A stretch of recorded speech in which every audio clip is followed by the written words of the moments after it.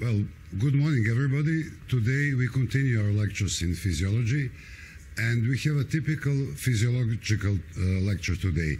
It's called thermoregulation or thermal regulation. Both terms are correct. What does that mean? What is thermoregulation? That are all mechanisms that are involved in maintaining constant, relatively constant body temperature. The accent here is on relatively, because you will see later, and perhaps you know, the body temperature can change. It's not at the same level all the time. Firstly, I would like to give you a scope to this lecture and to write down the parts that we'll go through. Firstly, we'll be talking about relationship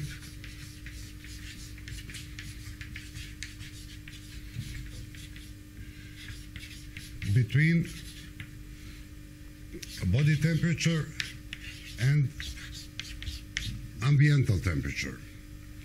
Then, in the second place, we'll talk about body temperature and its variations.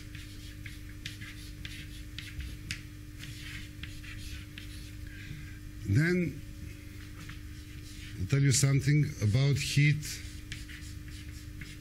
production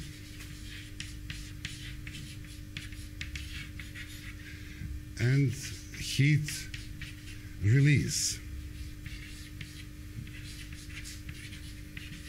Then, following that, about central regulation.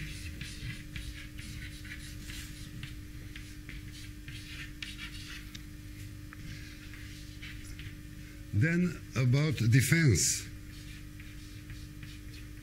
mechanisms that are involved in defense from freezing,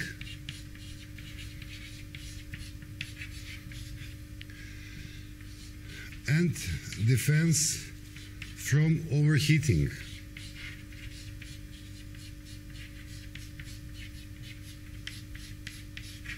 And finally, I would just like to mention fever. That is increased body temperature. So, when we speak about this relation temperature and ambiental temperature, we can divide animals into two groups. The first groups are animals that we call poikilothermic animal. Previously, they were called cold-blooded, but in fact, it's not a good term because they're not always cold-blooded. Poikilothermic animal, that means that their body temperature varies depending on the ambiental temperature. For example, a fish has a temperature of water that it swims in. Then a worm has a temperature of the soil that he lives in. But these temperatures might be changed. In these animals, intensity of metabolism depends on ambiental temperature. And it is calculated that for every 10 centigrades, metabolism is nearly doubled. Around zero, these animals are in a stadium that we call anabiosis. Just this term, cold-blooded, doesn't mean that they don't have any thermoregulatory mechanisms. For example, now, early in the morning, you can see a butterfly somewhere on a leaf or tree that is waving his wings but not flying. What the butterfly is doing, he is warming up. And when he elevates body temperature enough, then he will lift on. Also during the winter, this animal tends to be in groups like honeybees, and also in that way they preserve a temperature of their bodies. And also I want to point out that this is majority of animals. In fact, all animals apart from birds and mammals are poikilothermic animals. So the second group are homothermic animals, so birds and mammals, and they're also sometimes called warm-blooded animals. What is here the main fact? That these animals have reflex reactions primarily integrated in hypothalamus, and they are able to maintain their body temperature despite or in spite of changes in ambiental temperature. These animals produce the lowest amount of heat at the so-called temperature of thermal neutrality. Neutrality, this is a temperature where we measure basal metabolic rate. It's, well, you can find different data, perhaps in different books, but we can say that this temperature is between 27 and 31 centigrades. What happens if ambiental temperature drops? The level of metabolism is increasing, and these animals reach a point that we call top metabolism. It could be 2 to 3 times higher than basal metabolic rate. If ambiental temperature still drops, then they reach a level of maximal metabolism. Homothermic animals have a great capability for acclimatization. They can adapt to different temperatures, and maybe the best examples are horses, dogs, humans, and they are that's the reason why they are so widespread all over the world. All homothermic animals have a closed circulation system that is very important not to lose heat, then have thermoregulatory mechanisms, and third, but very important, they have high intensity of metabolic processes. So they can produce sufficient amount of heat. And this is one very small but also very interesting group. These are called hibernators. These are animals that spend winter period of year sleeping to avoid this period when there is not enough food. And during the winter, they are in so-called torpid state. Representatives are hamsters, ground squirrels, hedgehogs, bats, and something that I like to talk about is that the bears are not true hibernators. They also sleep during the winter, but their body temperature is only few degrees lower than normal body temperature.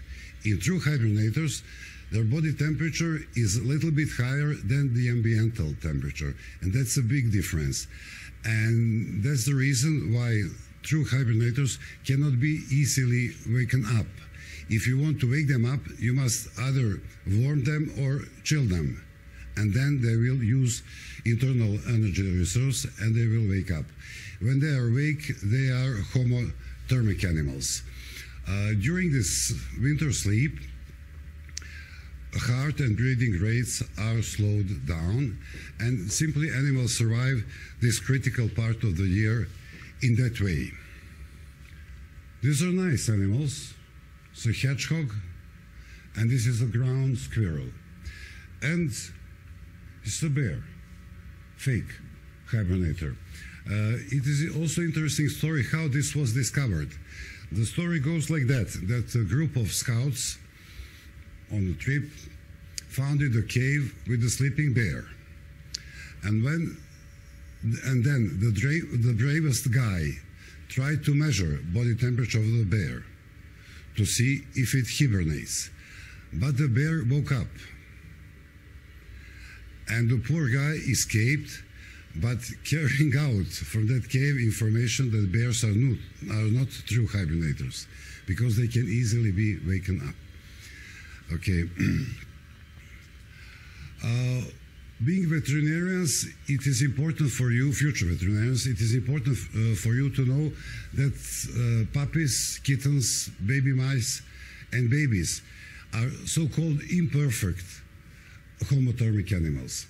What does that mean? That means that a sudden drop or raise in body temperature is possible, and that can be a pretty dangerous situation for these young animals.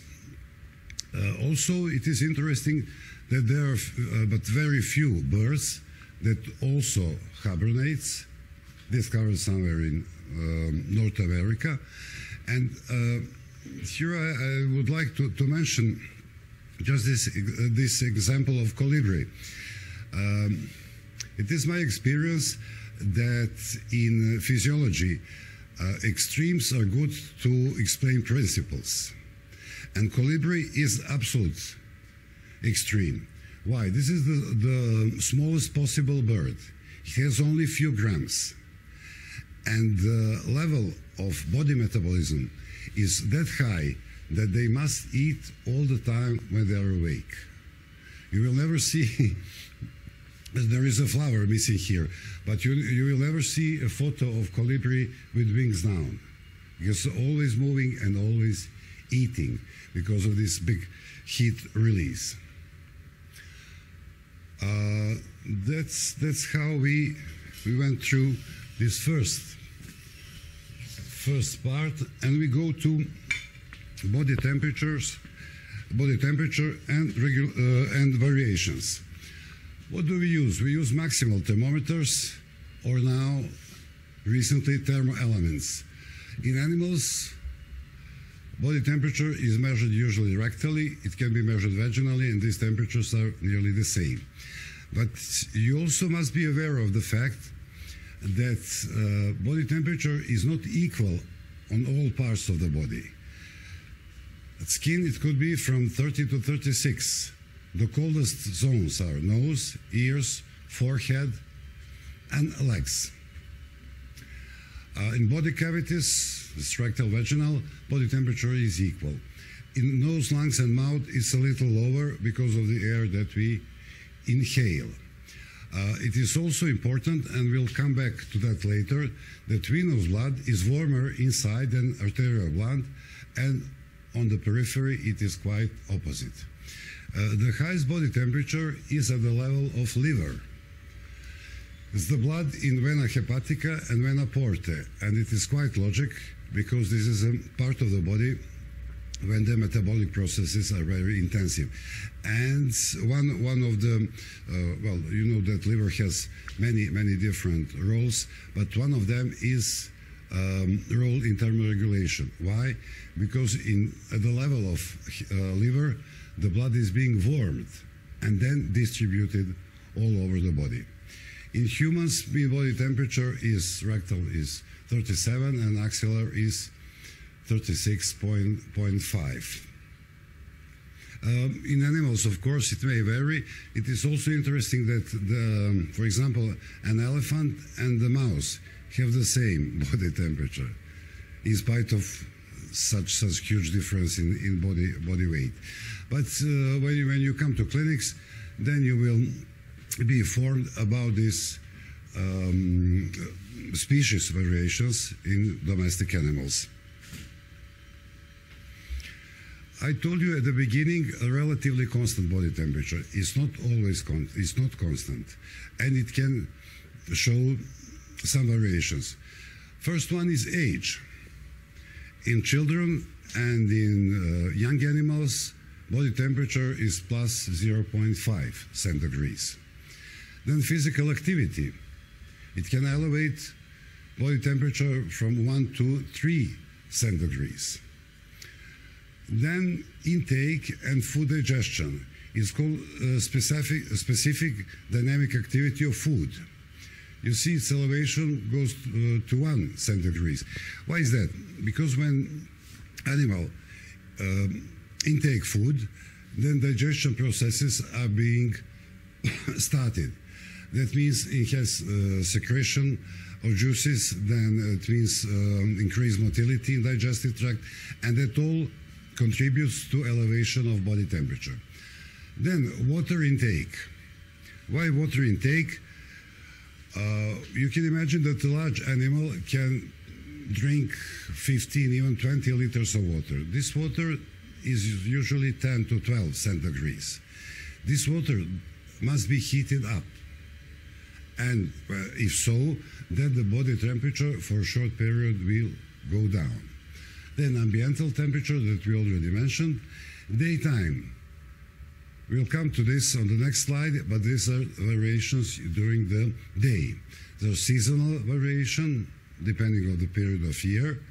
Then variations that are connected with hormones, and especially During ovulation, for example, in women, the body temperature is raised up from 0.3 to 0.8 centigrades. Also, at the end of pregnancy, in some females, body temperature is increased by 2 centigrades, and for example, in bitches, that is considered to be a sign for prostitution. So very often you'll be in a position to tell the owner, control body temperature, and when you see it's raising up, then call me, I will come to help. But it's not in all species. And of course, emotions due to the increased muscle tonus. So these are all physiological body temperature variations. Of course, in some diseases, we can have chronic increase or decrease of body temperature. Chronic increase we have in the hyperthyrosis. This is hyperfunction of thyroid gland, goes up for 0.5 centigrades. And on the contrary, when we have hypofunction of thyroid gland, then we have a chronic decrease. These are variations during the day. They go up to 1 centigrade. And in animals that are being active during the day, the highest body temperature is in the afternoon, and minimal is early in the morning. Perhaps you heard from somebody that said you have a temperature, well, not in the morning, but in the afternoon. Why? That means that the body temperature is elevated, but when you add this effect of the daytime, then it will go above permitted level. In animals that are active during the night, it is quite opposite. Why these variations exist? They exist due to digestion processes, intermediary metabolism, and of course, muscle activity, and they're also, as I stressed out, these are physiological variations.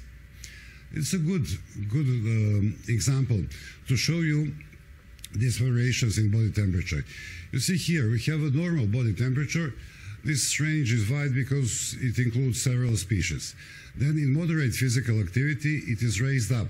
Hard physical activity, even more.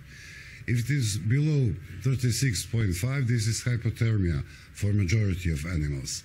And if it is above 38.5, it is a fever. It is fever, it is hypothermia, and maximal temperature for survival is about 43 to be 44 degrees.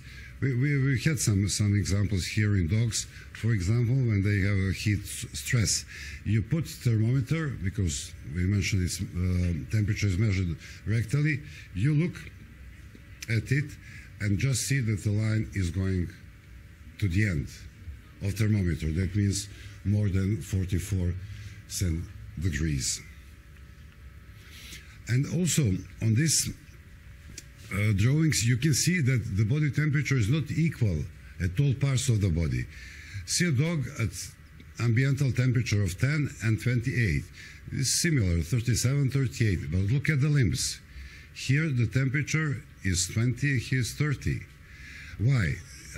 Because there are changes in the blood flow at the end of the limbs, and therefore this animal is protecting himself from freezing, and here, on the contrary, it has to dissipate more heat. Well, we go back. The first slide is thermoregulation.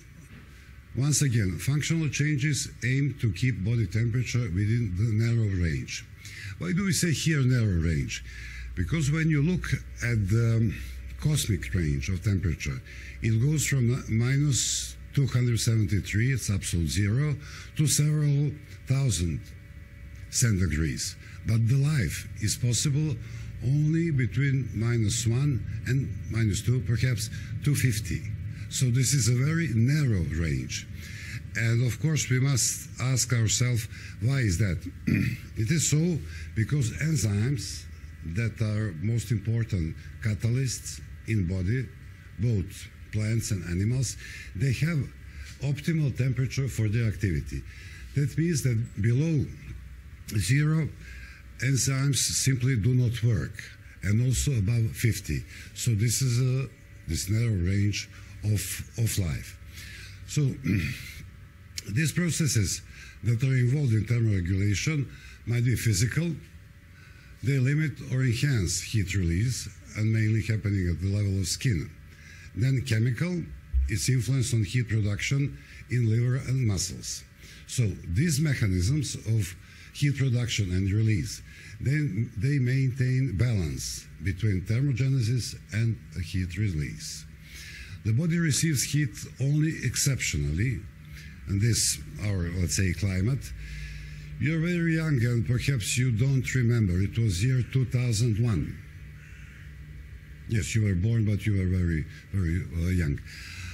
That year, ambiental temperature here in Serbia raised to 39, 40, even during the night. And it was so for the next several months, till October. That was a time, well, the only one, the only period in my life that I remember, you know, that means in 60 years, when I was in a position to receive heat from the outside. So that was that exception, but we had that also in our memory. And it's a problem. That's the era when the selling air conditioning machine was going up. Maybe they did something for this. This is also a very nice drawing. See the hen is the heat content of the body. There is a heat production from this side, and there's a heat loss, and also, to a certain extent, heat uptake. What does that give? Gives a body temperature as a result. It is not a sick animal, it's 40 degrees, and it is normal temperature for birds. Now, we solved the second item, it's body temperature variations. We go to the third one. These are heat production. Heat production, well, heat is produced in metabolic processes, and that's being regulated by endocrine glands. Most important glands are thyroid and adrenals. Most important hormones, T3 and T4. They have relatively slow but long-lasting effects, and adrenaline and noradrenaline, they have rapid effects, but they don't last very long. The second is vegetative nervous system, mainly sympathicus. Then, on the third place is intensity of physical activity. It's very important. And, again, specific dynamic activity of food. Just pay attention on this last sentence, that the liver, heat is produced constantly, while in the muscles, it's much more during activity. Heat release. The opposite, we go to irradiation and heat exchange. If there is a heat exchange with air, it's called convection. And if it is with objects, it's called conduction. Perhaps you were told sometimes, usually from parents, that you must heat up your chair. What does that mean? That means you will sit and learn, and conduction will happen between your body and the chair will be warm. That's it. That means to study, to work. Another important item is evaporation. Evaporation, of course, depends on ambiental temperature, and especially depends on air humidity. And of course, it's connected with muscle activity. Here we go to one very important term. It's called thermoneutral zone of constant metabolism. What is this? This is a zone, temperature zone, when thermoregulation is possible only by changes in the blood flow. You will see later on these changes. But I want to point out here that out of this zone, additional mechanisms are needed to maintain body temperature. These mechanisms are evaporation or metabolic changes.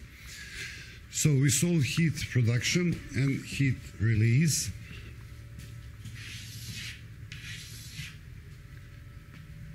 Now we must see how it's all regulated. Firstly, we have peripheral receptors.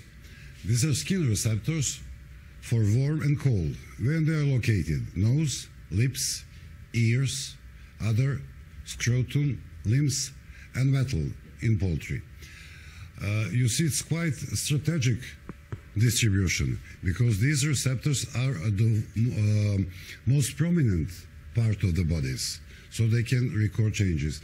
And they have increased or decreased output of impulses that is triggered by sudden ambiental temperature changes. So that means when temperature is changed, receptors react and they send information further on. Also, there are central thermoreceptors that they are located in hypothalamus and in the spine cord, possibly also in the stomach. So again, strategic receptors at periphery and central receptors in the brain. But what is once again the most important fact for homothermic animals is central integration. Where does that happen? In hypothalamus, the zone is called area preoptica, and the main chemical mediator is serotonin. Serotonin is a hormone that is also called a hormone of happiness. And they say when you eat chocolate, then the serotonin is being released and you feel good. But that doesn't mean that when it is cold and you eat chocolate, it will be warm. It won't. These are just examples that some hormones might have different roles. So in hypothalamus, there are two centers. One is called heat releasing center, and the second is heat production center. The first one is at the front part of hypothalamus, receives impulses from hypothalamic thermoreceptors. What does that mean? From blood temperature. So they can increase heat release. When it's very hot, then it's vasodilatation, sweating, and panting as a special way of breathing. Behind him, the rear part of hypothalamus is a heat production center.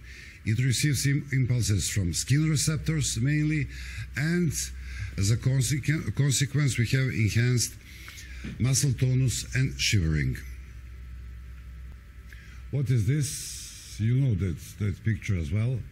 This is a typical student at a boring lecture. Okay, what I want to do is this. I want you to look like that. Okay, so we jumped now at section 6.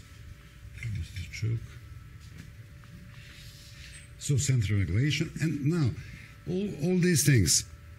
And here we must see how the body will organize defense from freezing and for overheating. Number one, decrease heat loss. So animals tend to decrease body surface area. They curl and they gather in groups as well. Then there is a phenomenon that's called pillar erection. What does that means? That means that hair is going up, and then this isolating zone formed by air trapped here on the surface of the body is being increased. So that means better isolation. Then animals that, of course, not pets living in a house, but animals living outside, they have a winter fur. They change fur seasonally, and this winter fur is heavier and makes more production. Then animals living in extremely cold environments, they have a very thick blubber. They have blubber of, let's say, maybe 10 to 12 centimeters, and they are perfectly isolated. For example, you can imagine a walrus or a sea whale that is lying on the ice, but not melting the ice. Why? Because isolation is excellent. Then, I mentioned you several times, so far, blood flow changes. We know that cold increases sensitivity of blood vessels to catecholamines, and the effect is vasoconstriction. Tonus of sympathicus is increased. It can go as a reflex reaction due to skin thermoreceptors or centrally because of the decreased temperature in hypothalamus. You see, these are two different mechanisms but the same output. What happens then? When you have this vasoconstriction, then skin temperature is decreasing and the gradient with environment is also decreasing. So it leads to functional isolation and decreased heat loss. This reflex reaction, you can see, for example, if you put your hand in the cold water, it will become pale. It's vasoconstriction. Then when you switch to warm water, then it will become red. Why? It's vasodilatation. And this is reflex reaction due to skin receptors, doesn't have to do anything with hypothalamus. But if the temperature of the blood changes, then this central nervous system is included as well. Then we have, of course, increased heat production. And this is a typical chemical thermoregulation. What is critical temperature? This is connected with the previous story. This is ambiental temperature, but where thermoregulatory mechanisms are not sufficient to maintain body temperature without additional heat production. The lowest critical temperature in domestic animals are recorded sheep and cattle, but absolutely the lowest in Siberian husky. It's minus 30 centigrades. What does that mean? That means that the temperature must go below minus 30, that husky will increase metabolism. This completely isolated animal. So how that goes? That goes by hormonal regulation, this increased metabolism in fat tissue, and the liver, and of course in muscles. And we have this reflex increase on muscle tonus and shivering. It's also increased heat production. So what is this? This is voluntary or involuntary hopping and shivering. It can be simultaneous.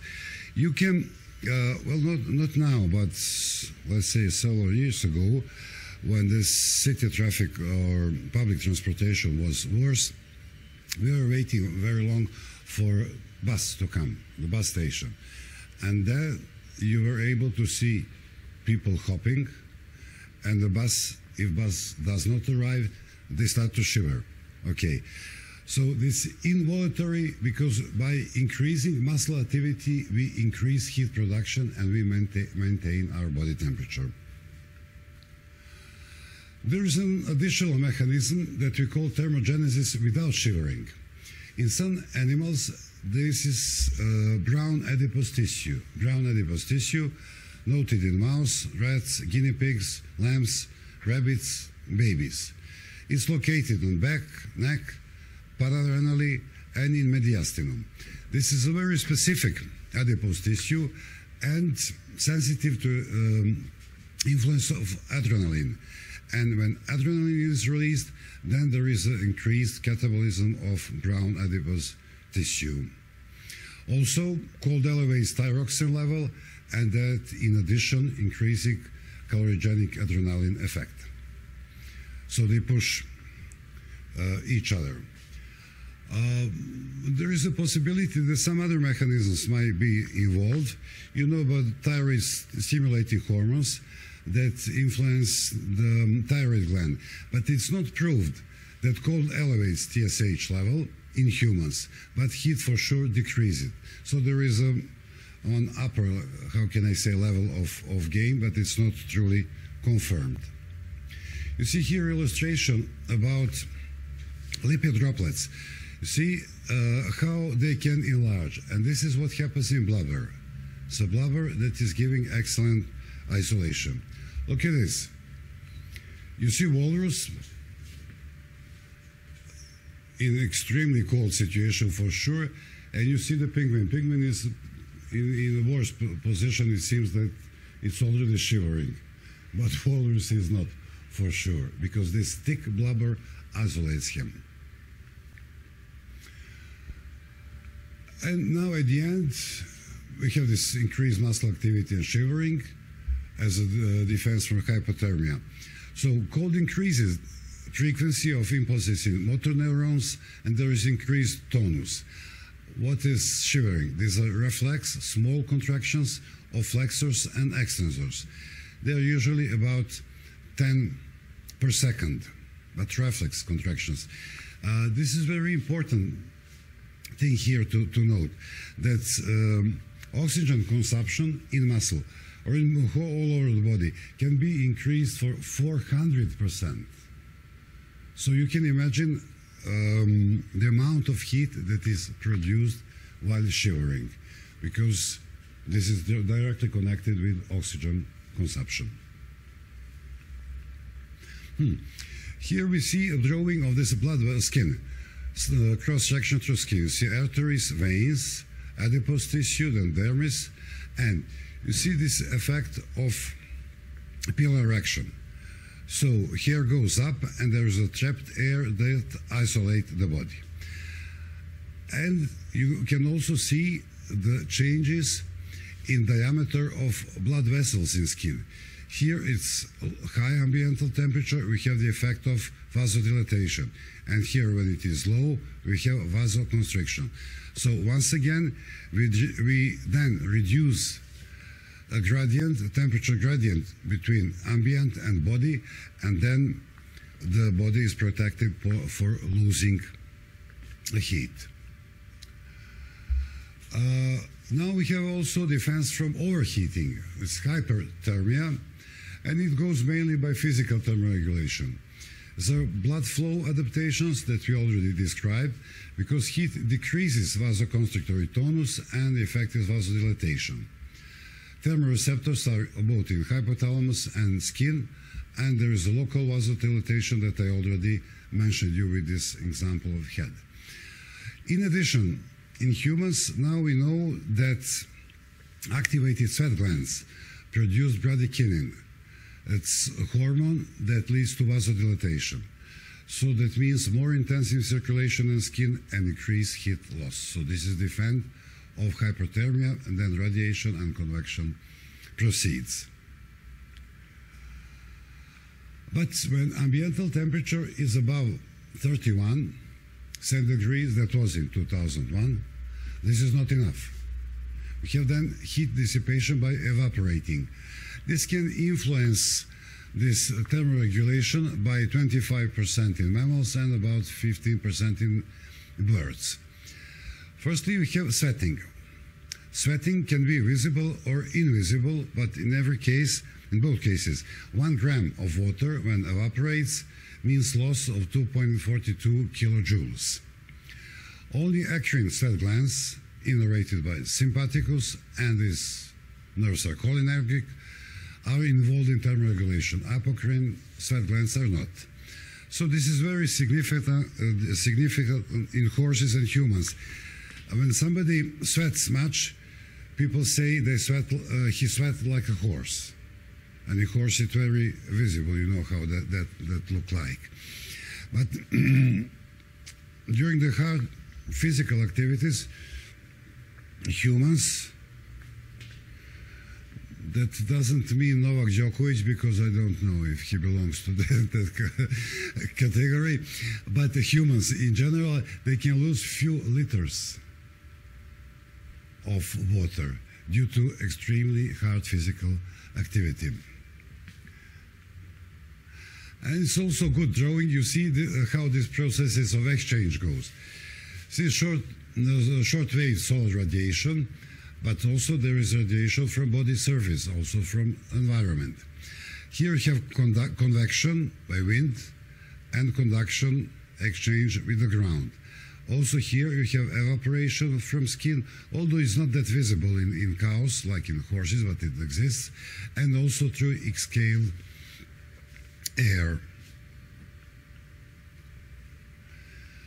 This evaporation goes through upper respiratory tract, and it's very, very important. That means that there is exchange of the air from the upper respiratory tract and environment. It's not an exchange with the air in lungs. Because if that was the case, then these animals will be in danger of hypocapnia. That means that the level of CO2 will go down, and perhaps it won't be enough for inspiration center. But it's not happening. What is polypnea and panting? What is this? This is panting is a shallow breathing with increased rate. It goes 20 to 40 per minute. Also, it is followed by increased salivation. And for example, in dog, minute volume of breathing from 2 liters can go to 75. That's really tremendous. Then dogs can lose 20 grams of water per hour. That means a big amount of heat. Dogs are relatively tolerant to CO2 loss, but in fact, you will see next slide, this exchange happens only between upper part of a respiratory tract. Other animals that show panting are cats, rabbits, cattle, sheep, pigs, and birds. See, this is a cross section through dog's head, and you see it's dry air coming in, being saturated by water, and then being exhaled. And here is salivation increased, and it's air saturated with water vapor. So that doesn't go to lungs. Exchange is here in the upper part, and that's why CO2 doesn't fall that much. Also, there are changes in behavior. Rabbits and rodents, they wet their hair by licking it. They lick the stomach, and then when that water evaporates, they also lose some heat. Pigs and buffaloes lie in mud, that you know, so they are accused to be dirty animals, but in fact they are only protecting themselves. Also, animals look for shelters. And there are these small animals that can hardly maintain body temperature. When it's very hot during the day, they are in shelters. You can see them, they are active during night. So, that was a defense from freezing.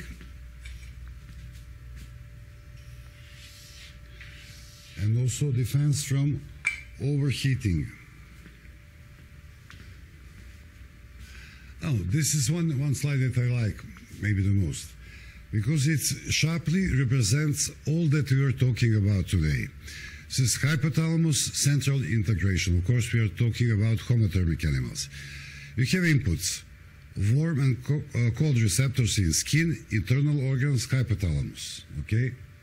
Then, output, in a heat stress, change behavior, increased skin blood flow, sweating, panting. Defense from overheating. Defense from freezing in a cold stress, change behavior, reduce skin blood flow, the contrary, then shivering, activation of brown adipose tissue, and hormone secretion. So here at one picture, you can see how it's integrated and regulated at all. What is this? This is change behavior. Pigs, in the mud. There's probably Arctic fox, curled. Why? To reduce the surface of the body and to reduce the heat loss. Birds that also can, it's feather erection.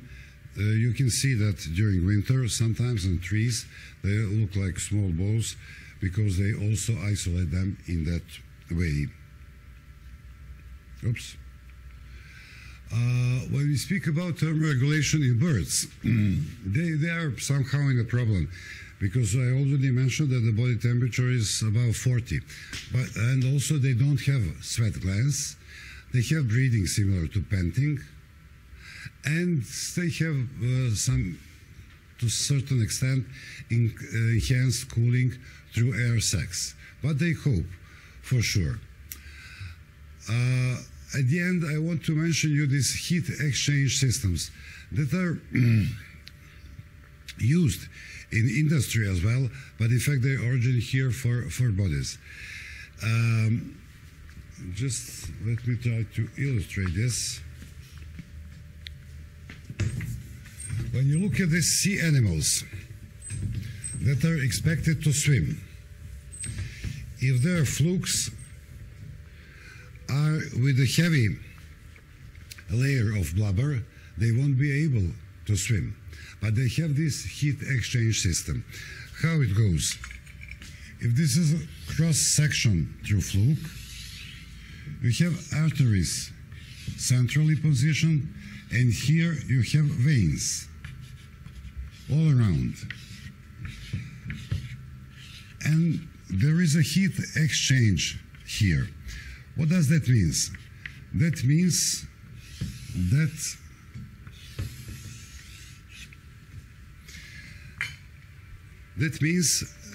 that the warm blood coming through arteries on the periphery will warm blood in veins that are coming back in opposite direction. So that means that arterial blood will not transfer heat to sea, but to veins. And in that way, there are big heat savings. It's same in other animals, but in flukes, in sea animals, it's very, again, this is, how can I say, very drastic and very important for them. This is an extreme. But you see here, for example, in dog, how it looks like. When you have a heat stress, there is the effect of vasodilatation, there is a heat dissipation here. When it is cold, then we have, again, artery in the middle and veins around, but there is a vasoconstriction, and then the temperature gradient is being lowered, is being decreased, and the heat dissipation is smaller. Finally, I just want to mention here, although it's not part of the physiology, it's part of pathophysiology, that hopefully you will all attend next year. It's there. But just what I said to mention. During the inflammation process, we have elevated body temperature. It's called fever. Cells that are guilty for this are mononuclear blood cells and macrophages. They produce interleukin-1. It acts on hypothalamus region, preoptical region, and produce prostaglandins. What happens then? It happens that the brain or hypothalamus is getting information that it is cold, although it's not. So this thermostat is being disbalanced. And so body activates mechanisms for heat production, although body temperature is already elevated. And that's a problem, of course, with the fever. Just also to mention that prostaglandin synthesis is blocked by aspirin. That's the reason why we take aspirins when the body temperature is elevated and we have a fever. But what I wanted to say, that's we came to the end of this lecture, to connect it with pathophysiology. So, and of course you will hear much more about fever next year. So that was all for today, and see you next week. Okay.